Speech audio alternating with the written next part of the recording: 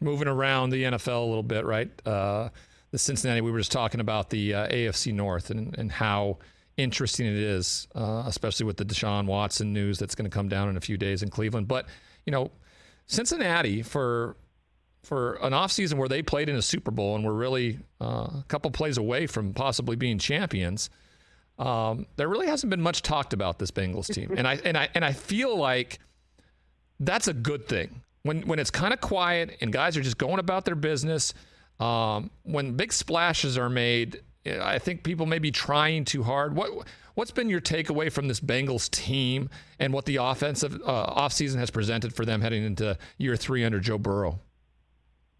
I totally agree with you. It stuns me that we're not talking about this team and this quarterback more. I mean, probably a lot of it is the fact that Joe Burrow just had the appendectomy, and part of it is history. The last 3 decades, I believe, or close to 3 decades, only one Super Bowl loser was able to get back to the game the next year, and that was the Patriots with Tom Brady. So you just don't see it. I mean, the Super Bowl hangover is a very, very real thing.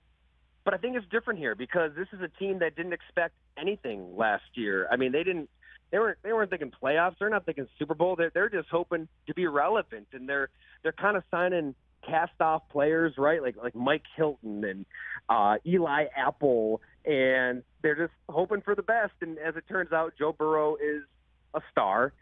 Every young quarterback seems to be skittish and unsure of themselves and afraid of getting hit and not really sure how they're processing defenses. Well, Joe Burrow from day one, he's processing like he's been in the league for a decade. So you have that. You have the rapport with Jamar Chase.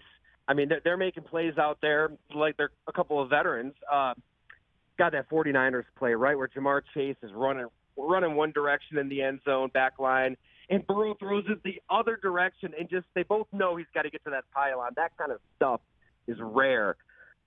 I think that this is a team that can get back to the Super Bowl and win the Super Bowl because they've got all the ingredients.